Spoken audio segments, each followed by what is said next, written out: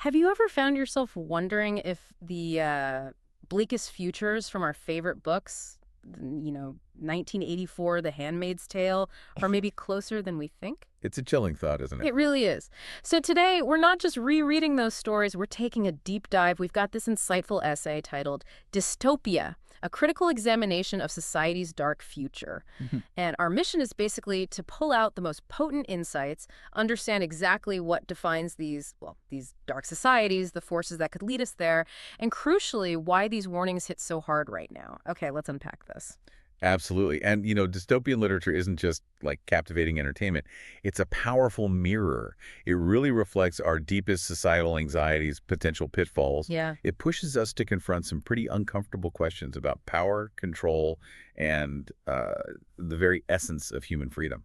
So, to really dig in, how does the essay start? What's the core definition it gives us for dystopia? Okay, so the essay kicks off by defining dystopia as, and let me quote this directly, a genre of speculative fiction that presents a nightmarish vision of society, often set in the future, where oppressive control, environmental collapse, or technological domination leads to widespread suffering and loss of freedom. Wow, okay. That's a lot packed in there. When it calls it speculative fiction, what's the key takeaway? Does that mean it's like meant to feel plausible? Yeah, that's a great question. Categorizing dystopia as speculative fiction isn't just a label.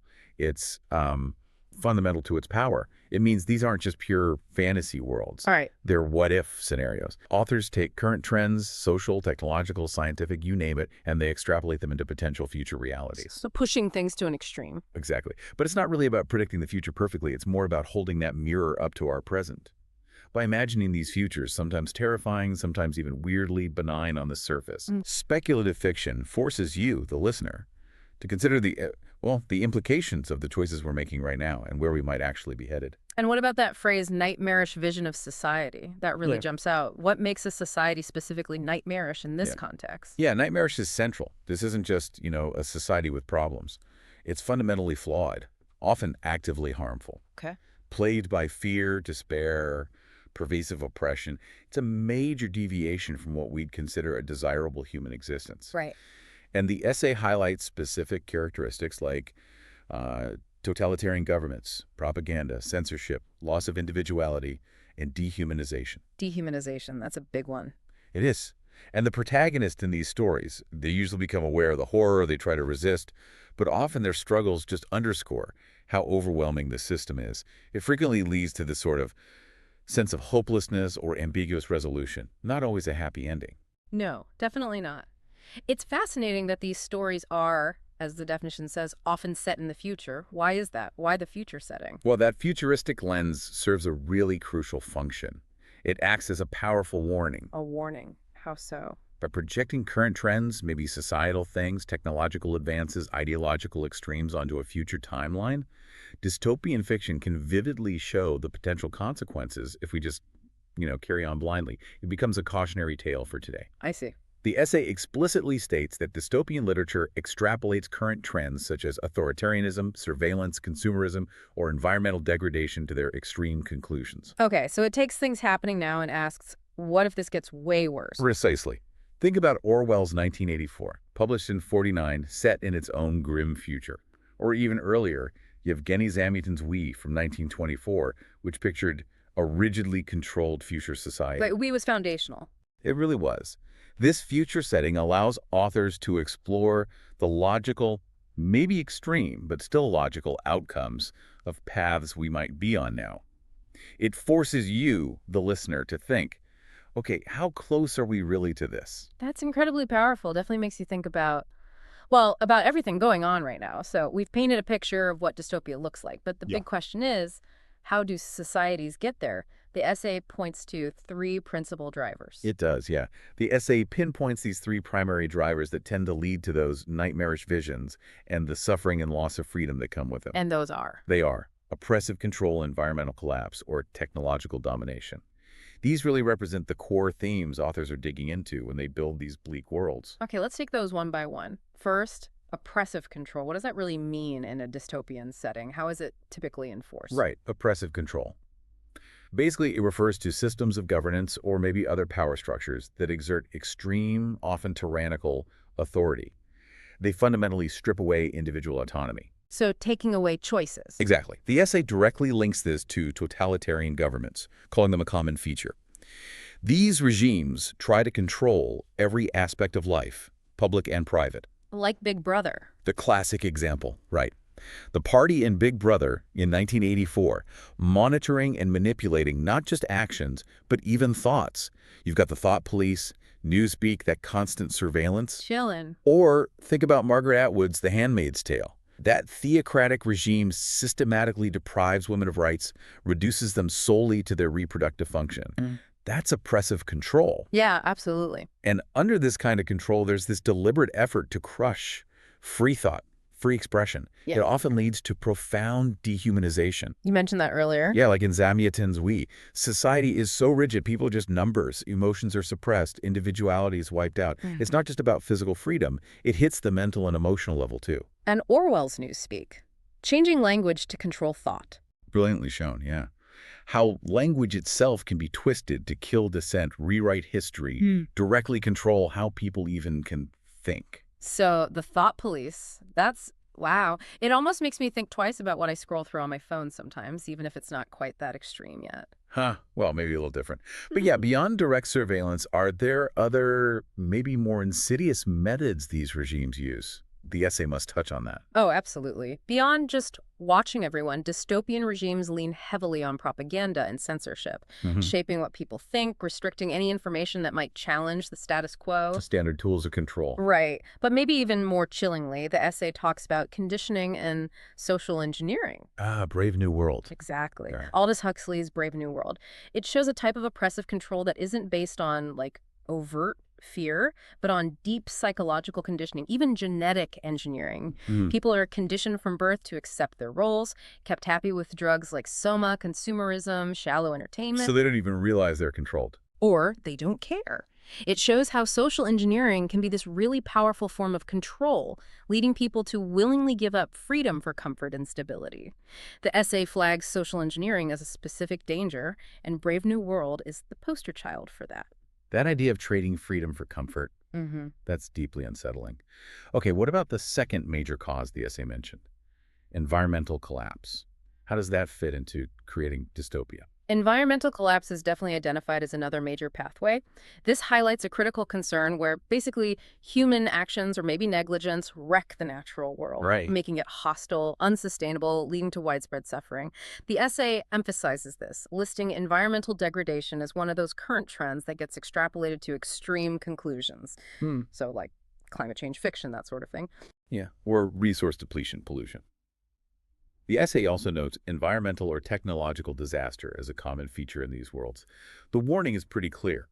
If we don't manage our impact, unchecked industrialization, ignoring ecological balance, it can lead to environments where society just can't function well anymore, increasing misery immensely. Makes sense.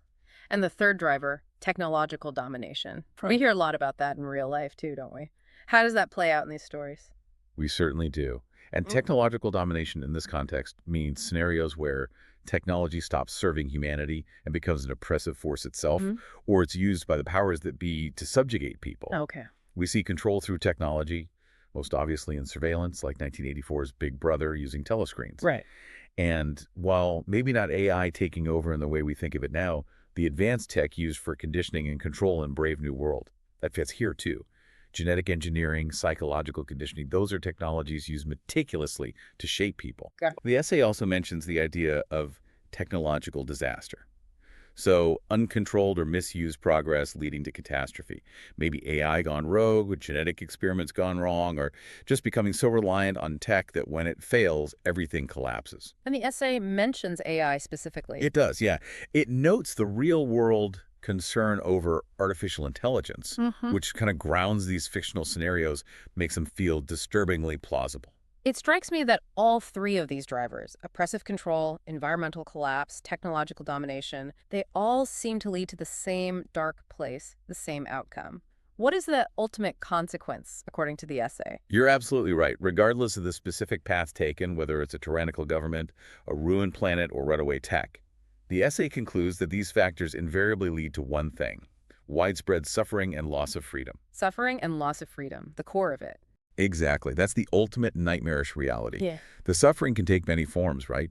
Physical hardship like starvation after environmental collapse, psychological anguish from being watched constantly, being manipulated, Yeah. or just emotional emptiness from being forced to conform. Yeah. The essay points to the televised fight to the death among children in the Hunger Games Yeah. as a really stark example of extreme suffering and dehumanization. Ram. Very. And then there's the loss of freedom. This is just central. It runs through the entire genre. Yeah. Loss of political freedom speech, assembly, personal freedom lifestyle choices, intellectual freedom thinking, accessing information, even biological freedom, like we see so profoundly in The Handmaid's Tale, where women lose control over their own bodies. So it really questions what we're willing to give up. Precisely.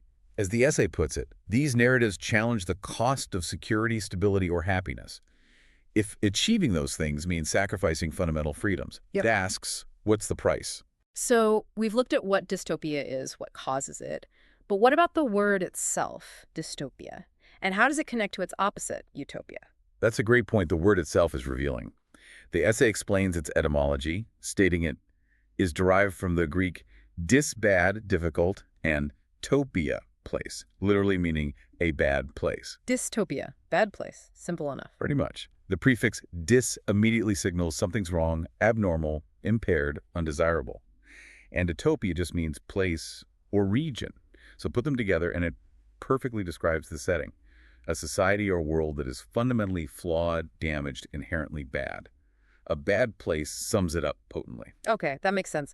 But then the essay calls dystopia a critical counterpart to utopia. That sounds important. What does that mean for how we should read these stories? Yeah, that's a key concept. It means dystopia isn't just the opposite of utopia. It's actively engaging with it, criticizing it. Okay, so first, what's utopia again? Right. So utopia comes from the Greek utopos, meaning no place, or maybe utopos, meaning good place.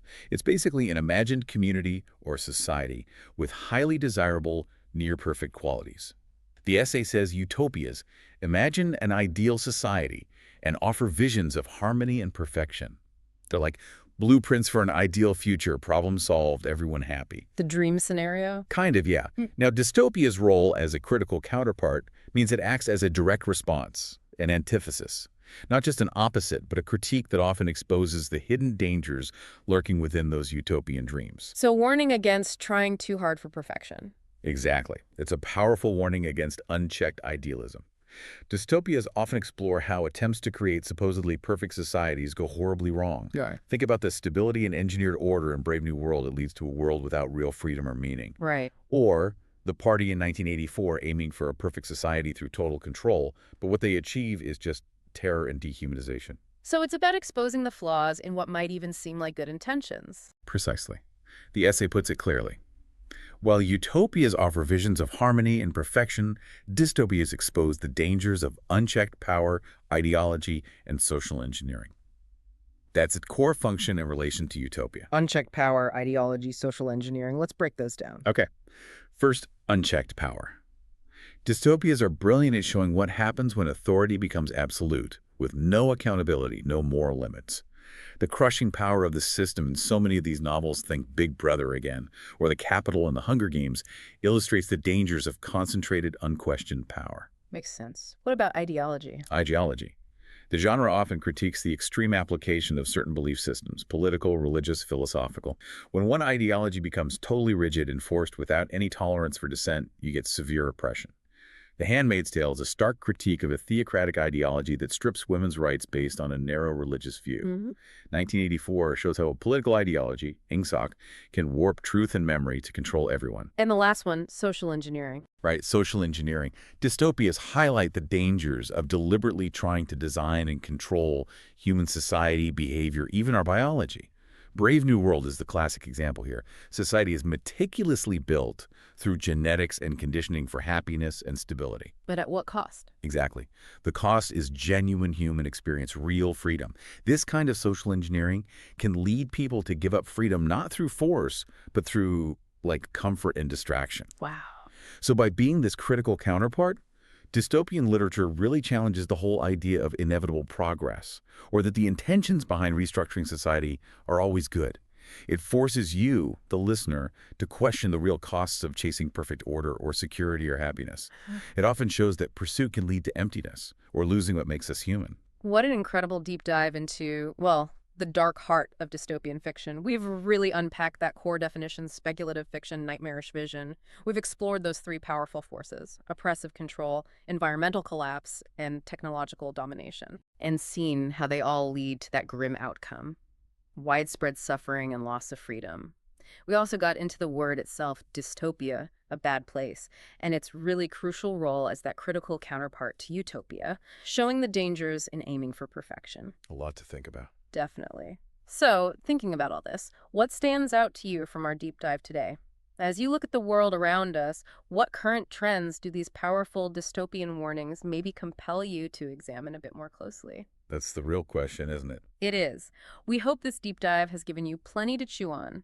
Until next time, keep questioning, keep learning, and keep diving deep into the topics that matter most.